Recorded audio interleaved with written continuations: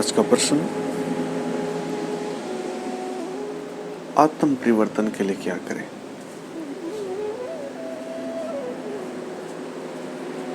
आप सभी को मेरा नमन।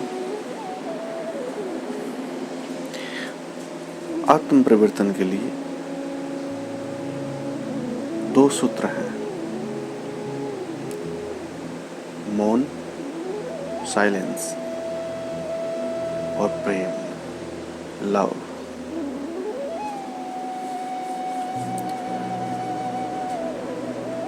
जो चुप नहीं हो सकता वह जीवन को कभी भी नहीं बदल सकता। आपने देखा होगा अक्सर जो योगी हैं, संत महात्मा हैं, वो मौन व्रत करते हैं, वो ध्यान में मौन में रहते हैं। इसलिए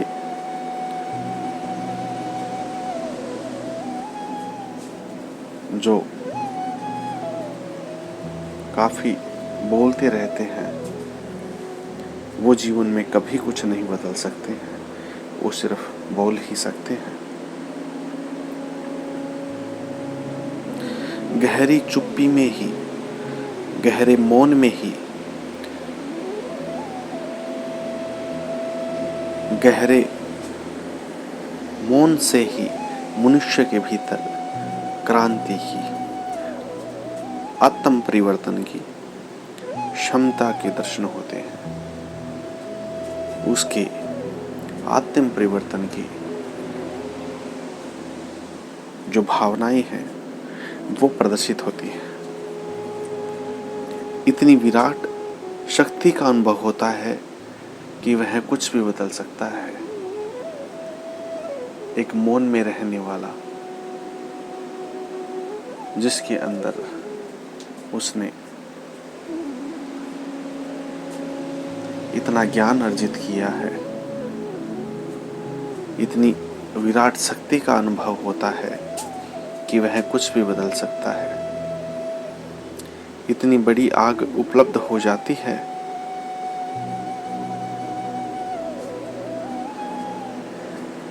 कि वह समस्त कचरे को जला देती है। उससे समस्त कचरे को जलाया जा सकता है। कचरा हमारे विचार, निरंतर चलने वाली कामनाएं, वासनाएं, इच्छाएं, इस कचरे को जलाया जा सकता है। उसके पहले तो जिंदगी में कोई क्रांति, कोई ट्रांसफॉर्मेशन नहीं हो सकती, कोई बदलाव नहीं हो सकता जब तक इस विराट शक्ति का अनुभव हमें नहीं होगा। तब तक किसी तरह का बदलाव, कोई क्रांति हम नहीं ला सकते। इसलिए पहला ध्यान इस तरफ दें। आप जिंदगी भर दौड़ते रहोगे, आप अनुमंत पूरे दिन में 24 घंटे काम कर रहे हैं, 24 घंटे भगे हुए हैं, दौड़ धूप में लगे हुए हैं, सभी सुख साधन कमाने में लगे हैं।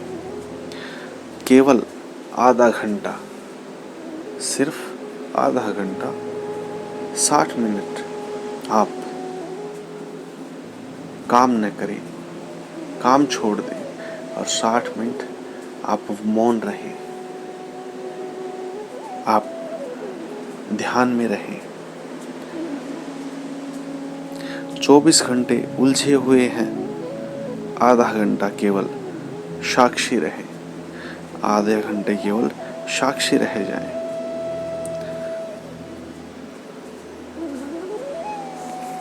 यह तो पहला सूत्र है। और आज तक जगत में जिन लोगों ने भी कुछ जाना है, इस सूत्र के बिना नहीं जाना है। जो भी सत्य है, जो भी सौंदर्य है, जो भी श्रेष्ठ अनुभूतियां उपलब्ध हुई हैं, वे मौन में, एकांत में, शांति में, ध्यान में उपलब्ध हुई है। तो जिसकी भी आकांक्षा है, जिसके प्राणों में भी प्यास है, किस चीज की प्यास है, जिसे भी वो श्रेष्ठ अनुभूतियां, एक मानसिक शांति चाहता है, इससे मोक्ष पाना चाहता है जीवन से, संसार से, उसे मौन की दिशा में कदम रखने होंगे। यह पहला सूत्र है, यह पहला सूत्र है एक क्रांति के लिए, एक आत्म परिवर्तन के लिए, एक बदलाव के लिए।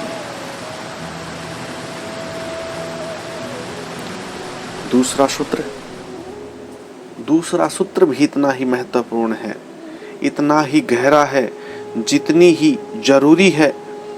मन के तल पर चाहिए मौन, हृदय के तल पर चाहिए प्रेम।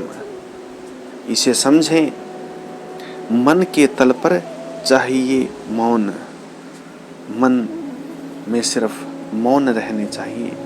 मन में किसी तरह के विकार, विचार, ईर्ष्या, लोभ, लालच का किसी भी प्रकार का कोई व्यवधान उपलब्ध न हो। आप मन के तल पर चाहिए मौन, हृदय के तल पर चाहिए प्रेम, और हृदय अपने हार्ट से, अपने हृदय से प्रेम का वातावरण बनाइए, सभी से प्रेम कीजिए। मन तो हो जाए चुप, शून्य तो हृदय भर जाए प्रेम से हो जाए पूर्ण। जब मन से आप सभी विकारों को निकालकर चुप, शून्य, मौन हो जाएंगे और हृदय पूर्ण रूप से प्रेम से भर जाए। लेकिन हम प्रेम को भी जीवन में जीते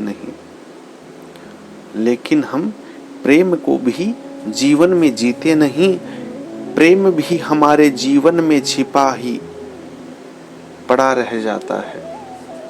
पूरा जीवन ऐसे ही व्यर्थ गवा देते हैं हम।